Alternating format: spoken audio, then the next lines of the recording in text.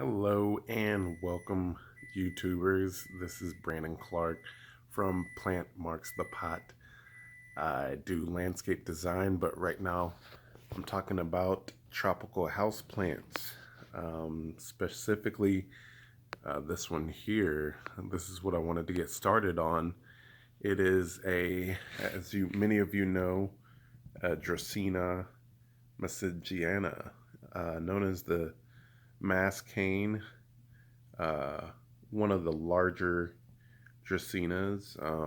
I like it a lot because it's got that central stalk, really robust, structural, very elegant, um, just strong looking plant. I got this one from, I believe, Lowe's, if I'm not mistaken, and it's been with me for at least 6 months now. All I did was repotted it. Let me see if I can zero in on it. I put it in like a basalt terracotta pot, and it stands about 4 feet. It's definitely a floor plant, and it's very lush and green. I fertilized it not too long ago. It's a really easy plant to manage. Doesn't really require a whole lot. What you can see beaming on it right now is a plant light.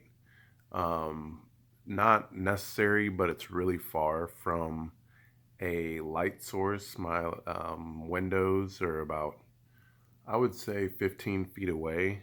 So I wanted to supplement the light that it gets, but definitely not necessarily, especially if you have it up next to a window. Um, but this is a medium light plant. Can't even take low light. I'd be careful about giving it more than medium light, especially direct sun will scorch the leaves. So it's a plant that you want to just kind of keep in a medium light range. And with that, you're going to want to water it less with less light. So, for example, this plant, when I do give it more light, it doesn't really give me a whole lot of indicators that it makes a difference, but I've I've seen these rot pretty quick. This is probably my second or third corn plant, and it I definitely have rotted the last two. So I probably water it once a month. That's about it. It's not a type of plant that you have to stay on top of. I just give it water as needed. Dig your finger into the soil. I would say if your whole entire finger comes out dry, then it might be time to water it. But even still, these things are very drought tolerant. They can go without water for a fairly good period of time. I would err on the side of dry versus watering too much. I just can't emphasize that enough. They do not like a whole lot of water. The reason is because they store a lot of water in that nice thick trunk and also in their leaves. So, um, once again, just don't feel like you have to water it every second you get a chance. It does not like it. So that's light.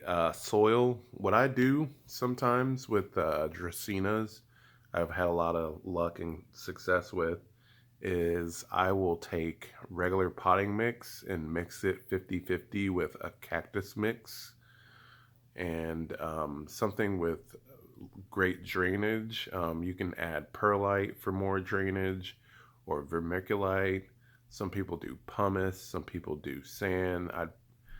I personally don't use sand. I generally just use something that's that's kind of got like an aggregate in it, something that just breaks that soil up and makes it not clump together, not hold water for extended period of time. That's what I've seen the best success with. Also, fertilizer, fertilizer, they really don't need a whole bunch. I'm even a little reluctant to give it a slow release fertilizer, just because you can get away with fertilizing these 3 times a year. Just like once at the beginning of each growing season, and they'll be completely fine. Um, One other thing to add to Dracenas in general is they do not like fluoride in the water. So one way to mitigate that is to let the water sit in a jug for at least a day or so, and that in theory the fluoride will dissipate out. But I've heard many different things on the effectiveness on that. So um, use your best discretion. I mean, I still practice it because I have so many house plants that I would be going back and forth to get distilled water all the time. But if you had the time and budget to get distilled water, especially for your dracenas, your cordyceps, I even think some stromanthas and things like that are very sensitive to fluoride. What you'll see when they get exposed to fluoride is they'll have browning on the leaf tips. It's a sign. It probably isn't that it's getting too much light. It's probably because the fluoride, the chemical itself, burns the leaves. So I'd just be careful and mindful of that. And other than that, it's a really easy plant to take care of. Just give it lots of time between waterings, and yeah, leave it alone is what it really comes down to. You really can't neglect these enough. Just give them water once a month, maybe every 2 weeks. It just depends on um, the way the air is set up in your house. If your heat's on all the time and it's drying the place out, then you're probably going to have to water a little bit more than if you are away from the home and you turn off your AC and everything like that, and you're running a low amount of humidity.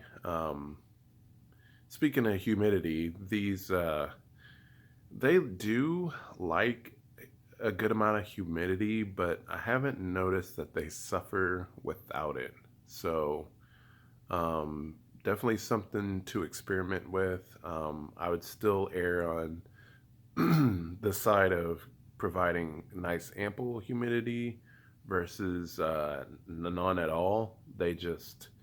They are a tropical house plant, so they do want a fair amount of humidity. But outside of that, give it a try. If you see it at your local garden center, at your major box store, pick one up.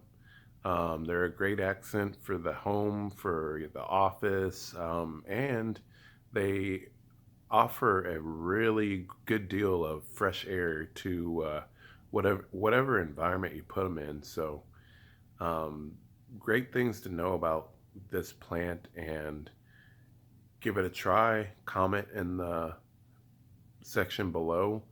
Uh, if you see this video, please feel free to give it a like and subscribe to my channel, because I will be posting more on exotic tropical houseplants and how you can take care of yours once you get the same or whatever I have. So thanks for viewing, and I will see you in the next video.